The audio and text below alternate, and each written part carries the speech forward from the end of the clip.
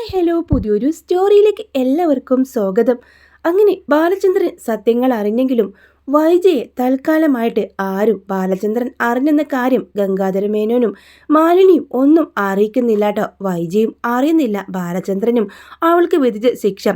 അവളെ ഓരോ നിമിഷവും ഇഞ്ചിഞ്ചായിട്ട് കൊല്ലണം. മനസ്സിനെ അത്രമാത്രം വേദനിപ്പിക്കണം. 22 വർഷം എന്നെ വഞ്ചിച്ചും എൻ്റെ കൂടെ കഴിഞ്ഞവളല്ലേ, അവൾക്ക് ഒറ്റയടിക്കെങ്ങനെ അവളെ അങ്ങനെ വേദനിപ്പിച്ച് വിട്ടാൽ പോരാ. അവൾ ഓരോ നിമിഷവും നീറി നീറി അവൾ ജീവിക്കണം. അങ്ങനൊരു തീരുമാനമെടുക്കുന്നുണ്ട് ബാലചന്ദ്രൻ. അങ്ങനെ ബാലചന്ദ്രൻ അന്ന് വീട്ടിലേക്ക് വരുന്നതും വളരെ നന്നായി മദ്യപിച്ചുകൊണ്ടാണ് കേട്ടോ. അതിനുശേഷമുള്ള ഒരുപാട് പ്രശ്നങ്ങൾക്ക് ശേഷമുള്ള ഒരു എപ്പിസോഡാട്ടോ. അങ്ങനെ അലീന ആ വീട്ടിൽ നിന്ന് നിവർത്തിയില്ലാതെ ആ വീട്ടിൽ നിന്ന് പോകുന്നുണ്ട്. അപ്പോഴും എപ്പോഴും അലീനയെ കുറ്റം പറഞ്ഞുകൊണ്ടാട്ടോ അവൾ ഇവിടേക്ക് വന്നതിന് ശേഷം ബാലചന്ദ്രൻ്റെ സ്വഭാവമാകെ മാറിയത്. ഞാനും ബാലചന്ദ്രൻ എങ്ങനെ കഴിഞ്ഞിരുന്ന വീടാണ്, ഇവിടെ വന്നതിന് ശേഷം ഓരോ പ്രശ്നങ്ങളാണ്. അവൾ ഇവിടുന്ന് പോയിട്ടും ആ പ്രശ്നങ്ങൾ അവസാനിച്ചോ? ഇല്ല, അത്രക്ക് നന്നു എന്ന് പറഞ്ഞുകൊണ്ട് വീണ്ടും വീണ്ടും ബാലചന്ദ്രനെ കുത്തി നോവിക്കാണ്. ആ സമയത്തെല്ലാം ബാലചന്ദ്രൻ ഇടയ്ക്കെല്ലാം വൈജയെ എന്തൊക്കെയോ മനസ്സിൽ കരുതിക്കൊണ്ട് ഓരോ കാര്യങ്ങൾ ചോദിക്കുന്ന. വൈജയ്, നീ മറ്റുള്ളവരെ കുറ്റം പറയുന്ന മുമ്പേ നീ എങ്ങനെയായിരുന്നു എന്ന് നോക്ക്. നീ എന്നെക്കുറിച്ച് എനിക്കൊന്നും അറിയില്ല. ഞാൻ ഗൾഫിൽ പോയ സമയത്ത് നീ ആഗ്രയിലായിരുന്നല്ലോ.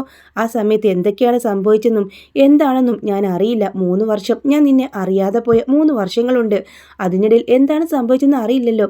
അത് അങ്ങനെയുള്ള നീ മറ്റുള്ളവരെ കുറ്റം പറയാൻ ഒരു യോഗ്യതയില്ല എന്നൊക്കെ പറയുമ്പോഴും വൈജയുടെ മനസ്സിൽ ആകെ ഒരു ഭയമുണ്ട്. ഇനിയെങ്ങാനും ബാലചന്ദ്രൻ അറിഞ്ഞോ? ഇല്ല, അറിഞ്ഞിരിക്കണമെങ്കിൽ ഒരിക്കലും ഇങ്ങനെ എല്ലാവർക്കും പെരുമാറ്റം.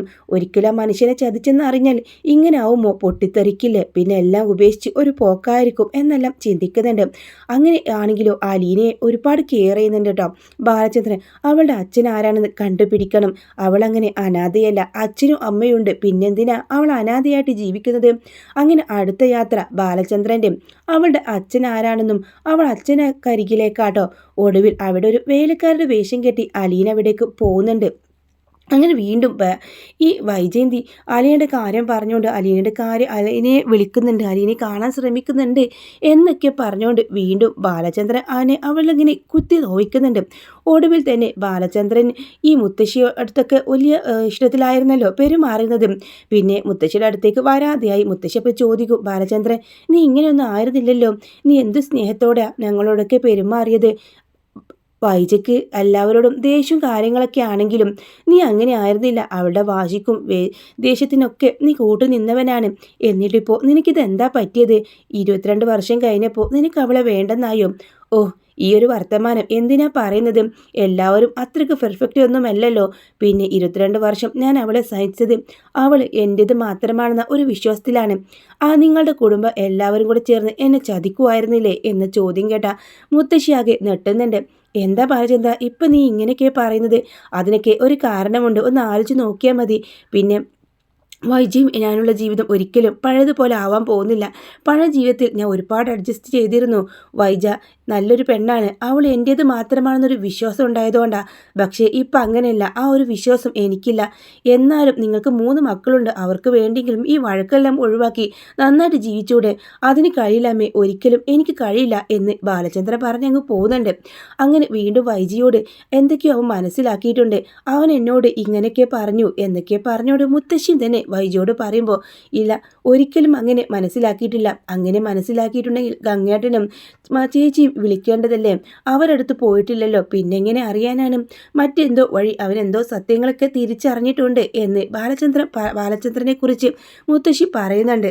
അങ്ങനെ ആ വീടിൻ്റെ ഒരു താളം തെറ്റിലായിരുന്നു കേട്ടോ ഒരുപാട് പ്രശ്നങ്ങൾ അവിടെ കടന്നു പോവാനും.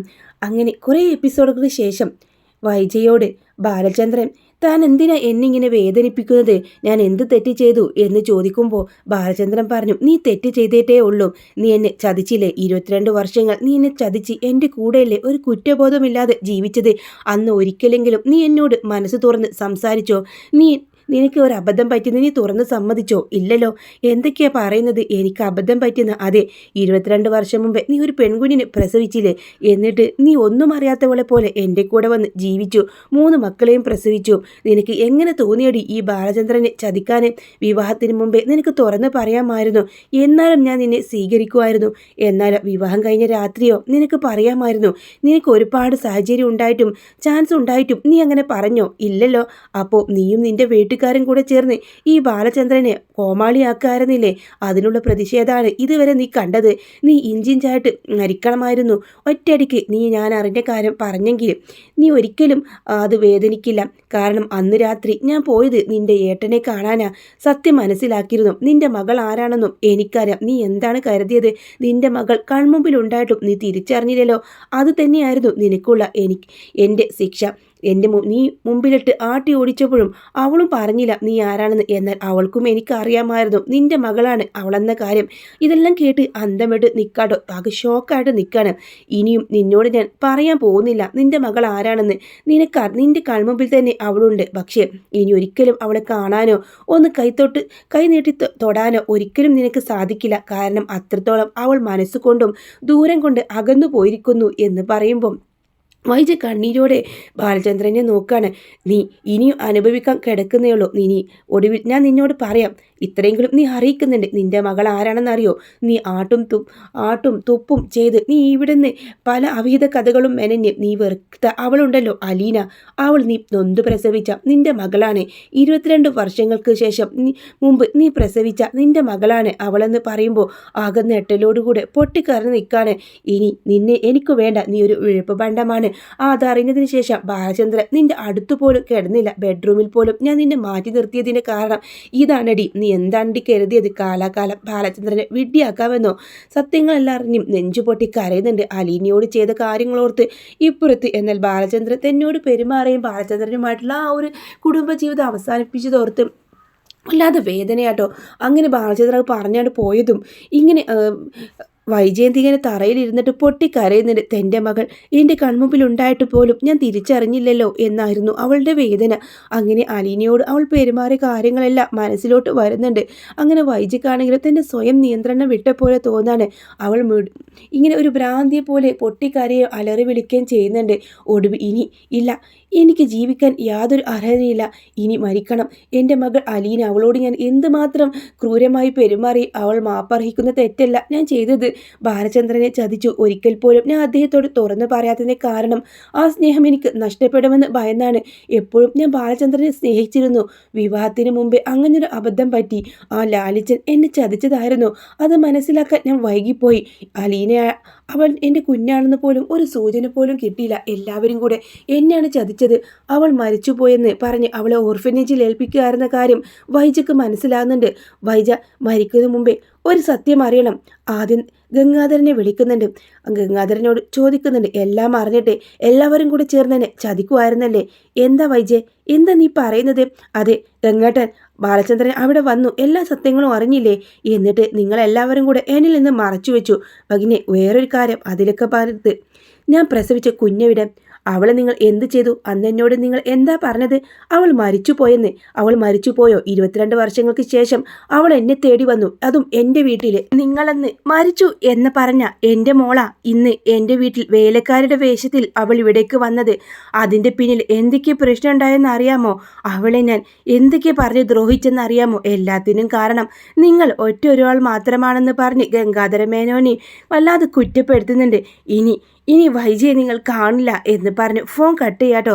ഗംഗാധരമേനും മാലിനിയും എത്ര പറഞ്ഞിട്ടും വൈജയ്ക്ക് അതൊന്നും ഉൾക്കൊള്ളാൻ വയ്യായിരുന്നു. അവൾ മനസ്സുകൊണ്ട് ഒരു തീരുമാനമെടുത്തു. ഇനിയും വയ്യ, ഇങ്ങനെ ജീവിക്കുന്നതിൽ ഭേദം മരിക്കുന്നത്. എങ്ങനെ ഞാൻ എൻ്റെ മോളെ മോത്ത് നോക്കും? അവളോട് എങ്ങനെ ഞാൻ മാപ്പ് പറയും?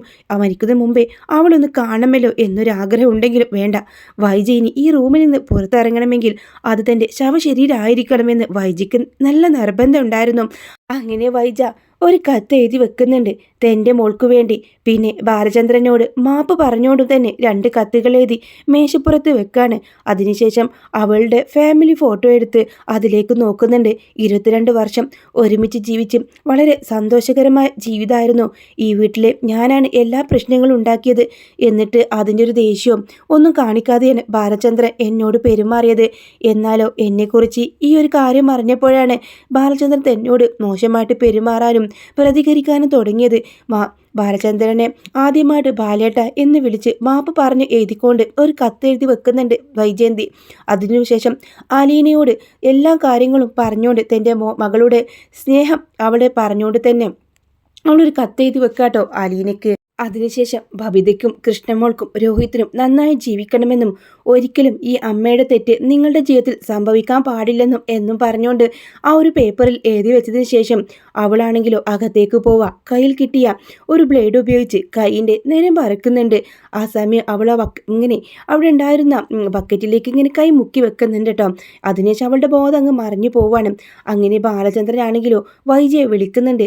വൈജയെ വിളിച്ചിട്ട് എടുക്കുന്നില്ല. അലീനയോട് കാര്യങ്ങളൊക്കെ അയാൾ പറയുന്നുണ്ട്. നിന്റെ അമ്മയോട് നീ ആരാണെന്ന സത്യം ഞാൻ പറഞ്ഞു, ആകെ തകർന്നിരിക്കുകയാണ് എന്ന് പറയുന്നുണ്ട്. അയ്യോ എന്തിനാ സാറേ ഇപ്പം ഈ സമയത്തത് പറയാൻ പോയത്? അമ്മ ഒരുപാട് വേദനിക്കില്ലേ? എനിക്ക് അമ്മയോട് ദേഷ്യവും വെറുപ്പും ഒന്നുമില്ല. വല്ലാതെ സങ്കടമാണ് എന്നോട് അങ്ങനെ പെരുമാറിയതിൽ. അതൊരിക്കലും മോളാണെന്ന് അറിഞ്ഞോണ്ടല്ലോ എന്നോട് അങ്ങനെയൊക്കെ പെരുമാറിയതിൽ. അതിനെ കുറിച്ചൊന്നും ഞാൻ ഇപ്പോൾ ഓർക്കാറേയില്ല. ഇവിടെ ഞാൻ ഹാപ്പിയാണ്. അച്ഛനുണ്ട്, എൻ്റെ കൂടപ്പിറപ്പുകളുണ്ട്.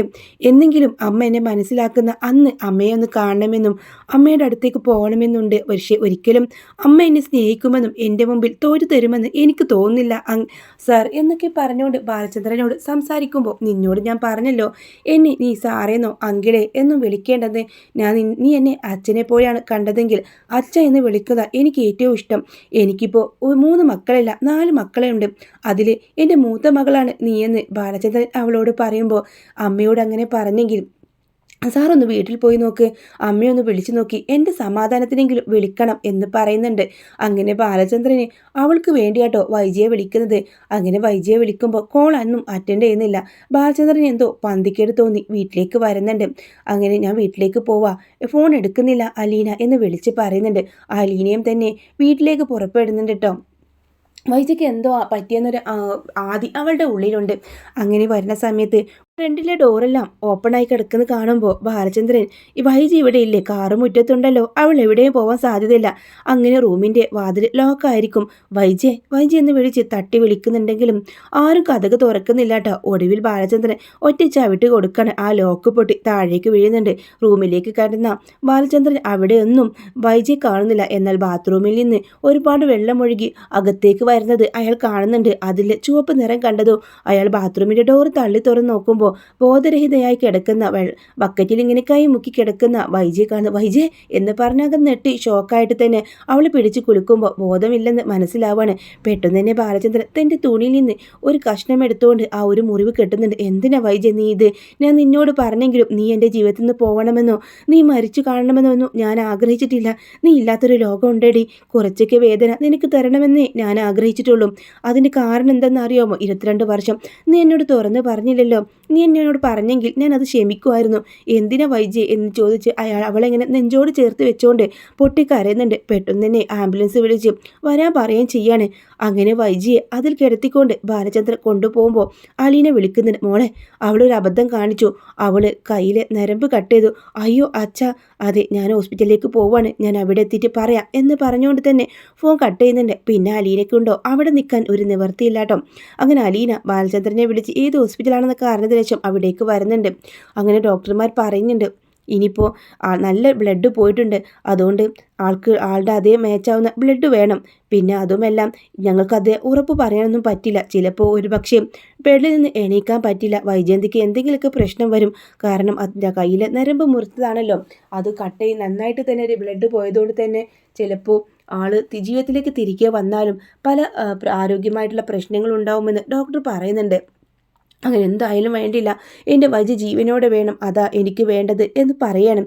അങ്ങനെ ആ ഒരു ഓപ്പറേഷനൊക്കെ നടക്കുകയാണ് കേട്ടോ. അപ്പോഴേക്കും വല്ലാതെ സങ്കടപ്പെട്ട് കരച്ചിലോടെ അലീന അങ്ങോട്ട് വരുന്നുണ്ട്. എന്നിട്ട് ബാലചന്ദ്രനെ കെട്ടി പിടിക്കുന്നുണ്ട്. എവിടെ അച്ഛാ, അമ്മയ്ക്ക് ഇതെന്താ പറ്റിയത് എന്ന് ചോദിച്ചുകൊണ്ട്. മോള് ടെൻഷൻ ആവേണ്ട, അവിടെ കിടക്കുന്നത് എൻ്റെ ജീവനാ.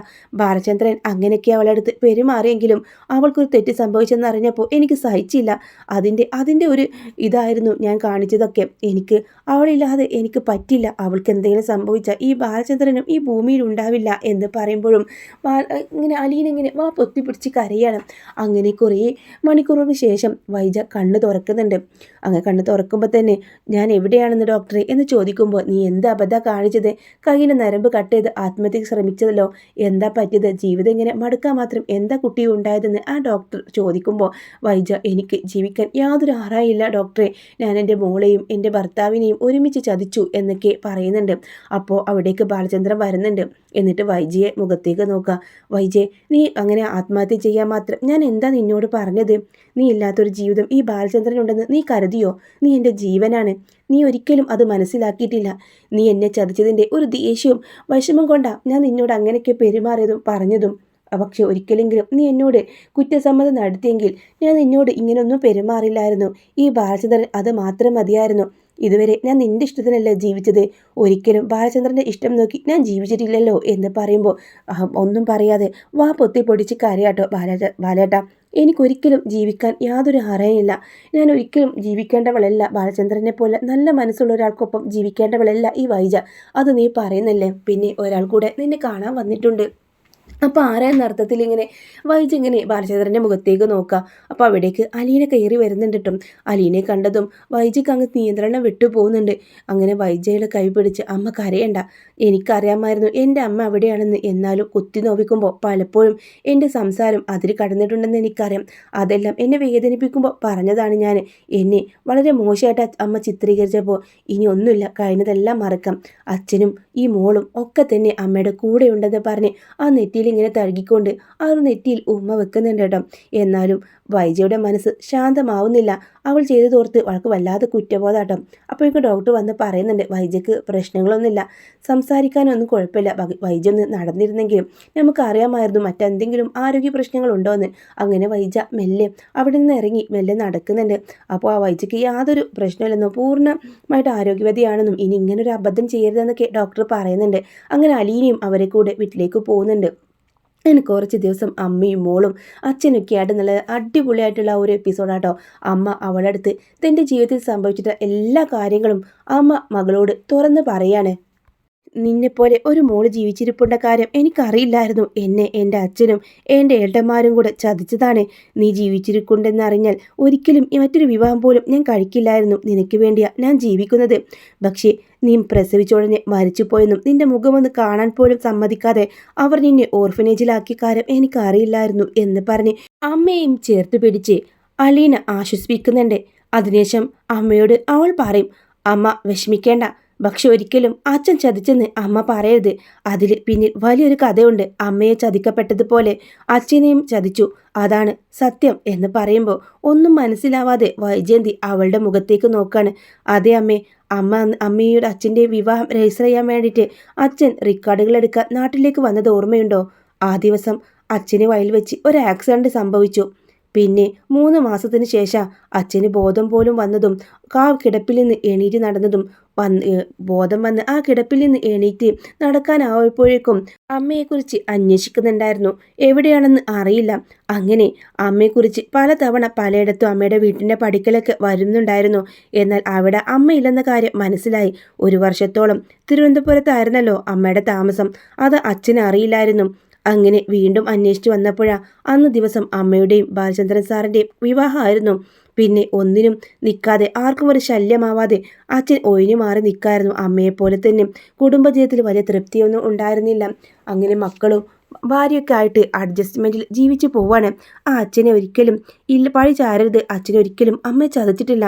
നിങ്ങളെ 2 പേരെയും ചതിച്ചത് ദൈവവും പിന്നെ കൂടെ കുടുംബക്കാരും മാത്രമാണ്. അത് പറഞ്ഞാൽ മാത്രം മതി എന്ന് പറയുമ്പോഴും വൈജയ്ക്കും താൻ സഹിച്ചതോർത്തൊക്കെ പൊട്ടിക്കരയുന്നുണ്ട്. ഇനി അതൊന്നും ഓർക്കേണ്ട. അമ്മക്ക് ബാലചന്ദ്രൻ സാറിനെ പോലെ നല്ലൊരു ഭർത്താവിനെ കിട്ടിയില്ലേ? ആ സാറ് സഹിക്കുകയും ക്ഷമിക്കുകയും ചെയ്യുന്ന പോലെ ആർക്കും അതിന് കഴിയാം? ഒരിക്കൽ പോലും ഈ ലാലിച്ചിനെന്ന എൻ്റെ അച്ഛന് പോലും സാധിക്കില്ലായിരിക്കും. പക്ഷേ ബാലചന്ദ്രൻ സാറിന് നല്ലൊരു മനസ്സിൻ്റെ ഉടമയാണ്, നന്മയാണ്. ഇത്രയും കാലം കിട്ടിയ ഒരു ജീവിതം തന്നെ പുണ്യമാണ് ആ അമ്മയുടെ. അതുകൊണ്ട് അമ്മയും അച്ഛനും സന്തോഷത്തോടെ ജീവിക്കുന്നത് ഈ മോൾക്ക് കാണണം എന്ന് പറയുമ്പോഴും ബാലചന്ദ്രൻ പുറത്തുനിന്ന് കണ്ണുകൾ തുടക്കുന്നുണ്ടായിരുന്നു കേട്ടോ. ഇതുപോലൊരു മകളെ കിട്ടാൻ ഭാഗ്യം ചെയ്യണം. ഇവൾ എന്തു ഭാഗ്യം ചെയ്തിട്ടാണാവോ അലിനെ പോലെ ഒരു മകളെ പ്രസവിക്കാൻ അവൾക്ക് ഭാഗ്യം ഉണ്ടായല്ലോ. അവൾ സ്റ്റൈലിൻ്റെ മകളല്ല, ഈ ബാലചന്ദ്രൻ്റെ മകളാണ്. അവൾ എൻ്റെ മകളാണെന്ന് അയാൾ നെഞ്ചുതൊട്ട് പറയുന്നുണ്ട്. അങ്ങനെ റൂമിലേക്ക് കയറി വന്ന് അലീനെ ചേർത്ത് പിടിക്കുക. നിന്നെപ്പോലൊരു മകളെ കിട്ടാൻ നാം ഭാഗ്യം ചെയ്യണം. ഞാനും ഇവളും എത്രയോ വലിയ ഭാഗ്യവതിയാണ്. ഞങ്ങളുടെ ഭവിതയേക്കാളും കൃഷ്ണമോളേക്കാളും രോഹിത്തിനേക്കാൾ എത്രയോ ഉയരത്തിലാണ് നീ മനസ്സുകൊണ്ട് നന്മയുള്ളവളാ. ഞങ്ങൾ എത്രമാത്രം നീ സ്നേഹിക്കുന്നുണ്ട്. അങ്ങനെ അച്ഛനും മോളും മകളും ഒക്കെ ഒന്നാവുന്ന ഒരു അടിപൊളി എപ്പിസോഡാട്ടോ. പക്ഷേ ഇതിനൊക്കെ ഇടയിൽ ഒരുപാട് പ്രതിസന്ധികളുണ്ട് കേട്ടോ. നല്ലൊരു അടിപൊളി എപ്പിസോഡ് ഞാട്ട് കാത്തിരിക്കാം. വീഡിയോ ഇഷ്ടമാണെങ്കിൽ ലൈക്ക് ചെയ്യാനും ചാനൽ സബ്സ്ക്രൈബ് ചെയ്ത് സപ്പോർട്ട് ചെയ്യാനും മറക്കല്ലേ.